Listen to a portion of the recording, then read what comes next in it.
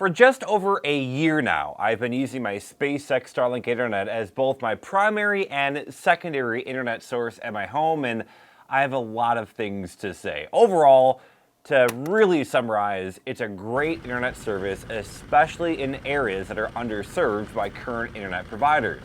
Now, before we go too deep in this video, I want to stress I am coming at this from a content producer as well as somebody who lives in a city and has a decent amount of access to other internet sources. But I will tell you, this thing can be more reliable than my existing fiber internet line at my house, and we'll go much more in detail on that. So, just a brief summary of why I have Starlink. In August of 2020, my city that I live in was really devastated by a natural disaster, and I had to find a new house that actually destroyed my old home. When I moved into this new home, I really didn't have any access to internet service because the infrastructure was so heavily damaged, and actually getting people to install new internet to new customers was really hard to come by. We were on a 2.5-month waiting list. Just before I got this dish, I actually got internet at my home, and that was in February of 2021. It took a while. Now, for the next several months, there were times when my Starlink internet service was actually not only better, but also more reliable than the internet line I had coming to my house from existing infrastructure on Earth. And the reason why is because we were still recovering from a natural disaster. That in itself is one huge selling point for SpaceX Starlink, in my opinion. So in terms of the ease of setup, it really doesn't get really any easier than Starlink. I recently did a video where I set it up on my car, and it had internet in 5 minutes after turning it on. Getting internet with Starlink is so easy. The installation can be more of a challenge depending on your skill level and ease of access to things like your house, but overall, all of the peripheral devices and kits and things, from roof mounting to the hardware wiring kits and everything, they're all great. And that's something I really like about Starlink. It's a really cohesive package, and a lot of thought has gone into every little piece of the Starlink ecosystem. And that is just a huge point that I want to also stress, is that it really does continue to be a great service overall, and all of the different pieces of it, all the add-ons, it's all great, all things considered. So now let's talk about the internet speed. I think that's the thing most people really want to know about. If you're coming from an area where this is truly intended to serve, in more rural areas that don't have access to high-speed, low-latency internet, it does its job. It does its job fantastically. And I really do admire the ability for Starlink to be able to provide internet service of this caliber to people that may have never had a chance to experience something like it before. Now, I will say that typically speaking, I get internet speeds in that 100 to 200 megabit per second range and uploads in the 10 to 20 megabit per second range.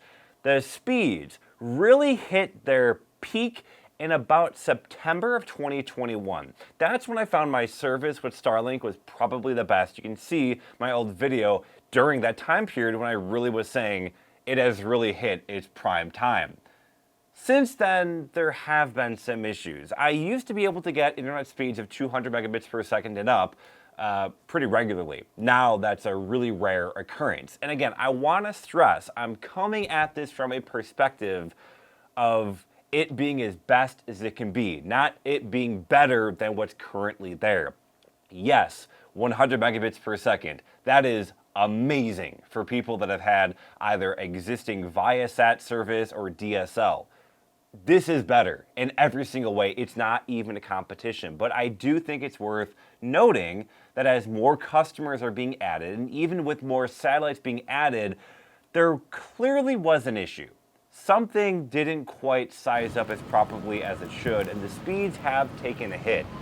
So that is just something to keep in mind with this service. Now, they do continue to launch more satellites. In fact, I got to see my first Starlink launch in person in March of 2022. That was super awesome. And so they do continue to launch more satellites. And so here on out, in theory, the service will continue to get better. Hopefully this is just a bit of a bump in the road.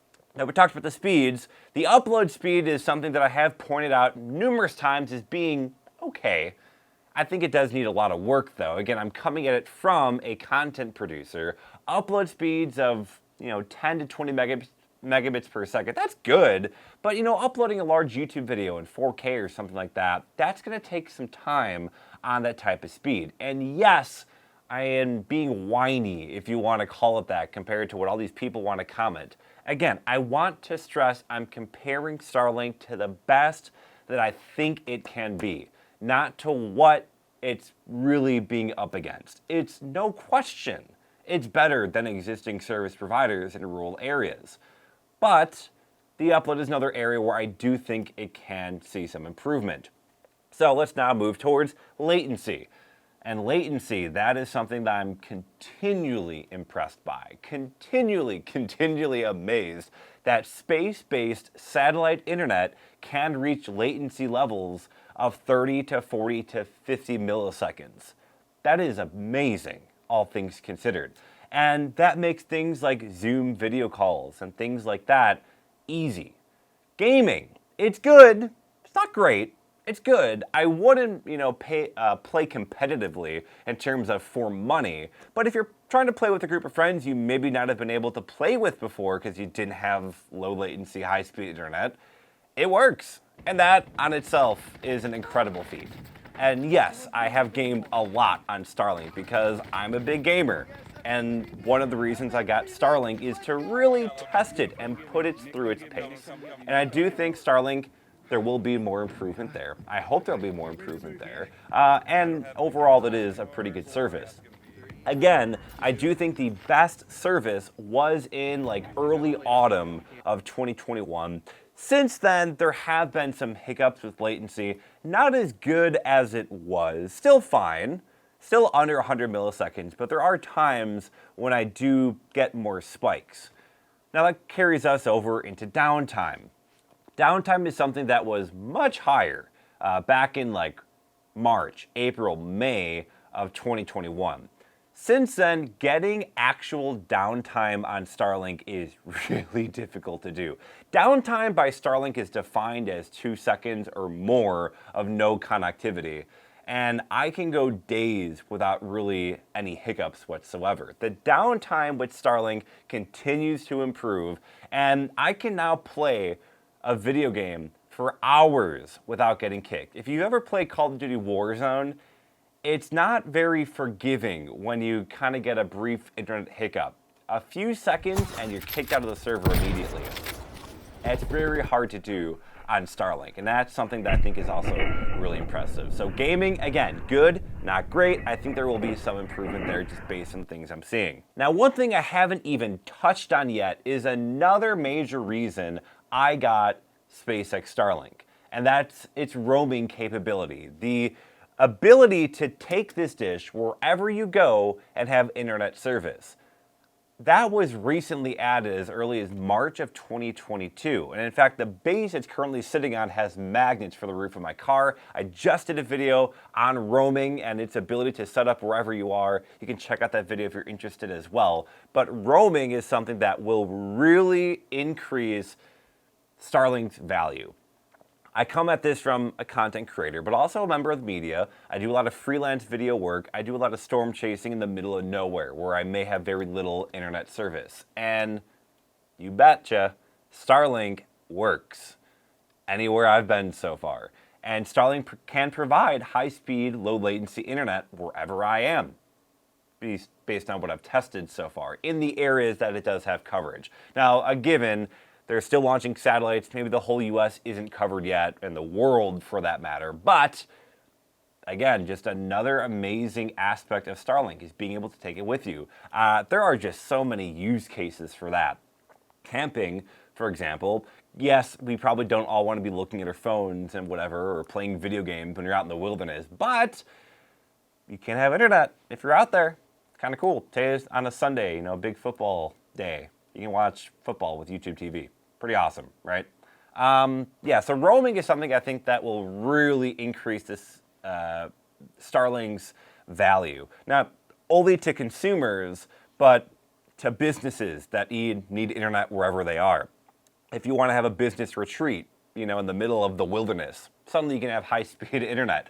If you are a member of the media, if you're covering a natural disaster where cell towers are down, power is out, I can power this thing with a car inverter to get internet wherever I am.